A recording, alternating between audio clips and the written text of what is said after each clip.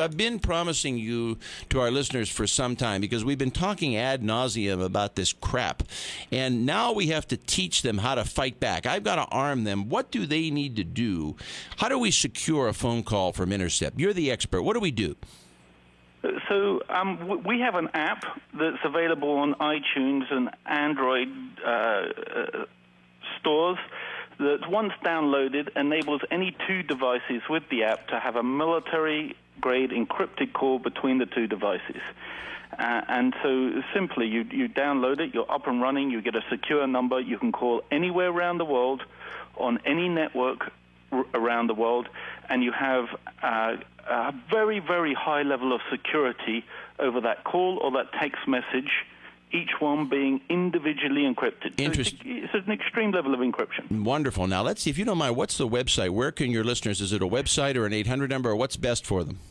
No, actually, if you're on, you've got an Apple device and you go to the App Store and you type in Seecrypt, Seecrypt, you'll find it in the store. You download it for free. We give it to you 3 months for free, and then every time you invite somebody to call, which clearly you need to do in order to have a conversation, you get another month for free, okay, up to a year. I'll tell you, the company name Seecrypt,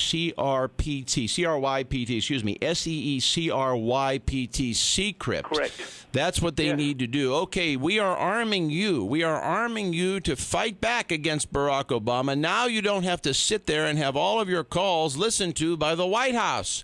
Now you can fight back. Harvey, give me a sense of how bad you think this is. I mean, you're the expert. We know what's coming out. I mean, I don't know a whole lot more about this than the general public. I mean, how bad do you think this is? Tell me what you think is going on. Where's the end of this? What's the scope of it? So I think internationally, people are much more used to being intercepted. In the Middle East, in Africa, Asia, surveillance, invasive surveillance is much more commonplace. I think generally Americans felt safe that they weren't being intercepted. I'm not quite sure why they ever felt that, but obviously the NSA revelations have burst that bubble pretty badly. And I think the NSA has clearly run roughshod over the Fourth Amendment, and the concept of probable cause can't really be reconciled with intercepting data from the entire country. Is it the case that the state, certainly in the United States, but even the big European states, I mean, certainly Russia and China, I mean, the state apparatus armed with technology is simply out of control all over the world? Well, that's right, Jack. And I mean, even if you go back to the conflict in Libya, I mean, Colonel Gaddafi was intercepting the entire country. So this equipment is readily available all around the world for states and foreign entities to do this pretty much unchecked at the moment. And what makes it worse in the case of America, you have so many legal intercept laws that you're effectively signposting to the bad guys, look, go through that back door over there, that's where you'll find all our data. Interesting. It's gone the wrong way. So where can this go? It's so frustrating to me because here you have the U.S. and Britain have fought so nobly to preserve democracy. I thought the two world wars and the Cold War and everything that came after was a battle to preserve democracy. And now we have democracy being usurped and destroyed by technology. And it's a horrible fate for the West. Well, that's right. I think what you're going to see is a debate. Both sides of the debate need to appear at the table. The guys that need surveillance, and of course there are good reasons why we do surveillance as a state, to look for bad guys. But I think you're also going to see the people who are advocating privacy at the table as well now, because it's not just your domestic agencies that are surveilling you. There's a wave of international cyber threat. And if you look at companies like Lockheed Martin, one of your prestigious defense contractors, that was attacked last year by the Chinese. They ran off with military secrets. And if you can't protect companies like that, what hope does the man in the street have? So let me ask you this. Is it the case, the average person, our average listener out there in one of our 32 states where we're broadcasting, is it the case that other governments, is it just the U.S. government that's listening to his call? Could there be other foreign governments? Can you give me a sense of the scope? Are there foreign powers that could be like the Chinese or the Russians that could be listening to U.S. phone calls?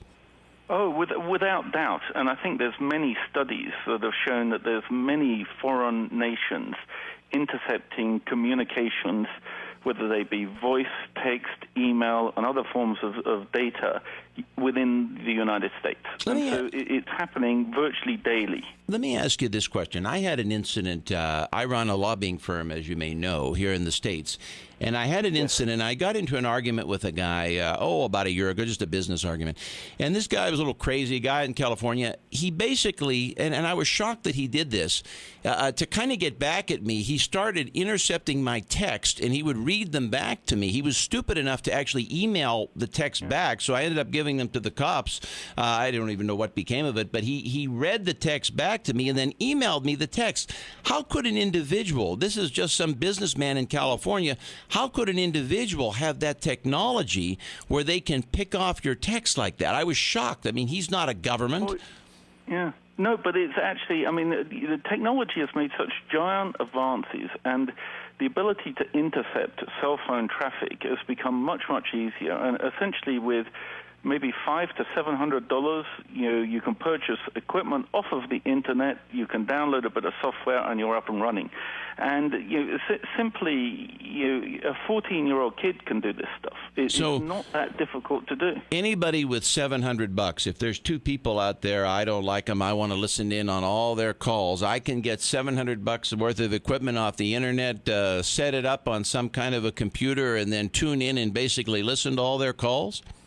That's right. And actually what you would do is you would spoof an ATT tower, and I stand outside your building, I spoof the tower, everybody in your building connects to my dummy tower, and then I real-time decode all of your voice and all of your text messages. And it's pretty much that easy to do. So this is fascinating, Harvey, and thank God we have another segment with you. I just want to go on with this. It's so interesting. So how can they get your equipment. Now, does that equipment protect the caller from any kind of intercept, whether from anywhere in the world? Does that basically give them blanket protection?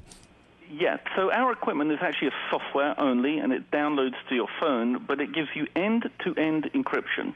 So the minute the data leaves your device towards the cell phone tower, it's highly encrypted. Now, it's fair to say, Jack, no encryption is foolproof. It's a mathematical key. So if you have NSA-style computing power, you can break it with time. But to also put that in context, if you're an average country, let's say Spain, you could be there 30, 40, 50 years breaking a single call. So it's strong, but it's not NSA-proof in the extreme. Harvey Boulder, thank you so much. And remember, Seecrypt, SEECRYPT.com. Go on to Seecrypt.com, and you can protect your phone calls.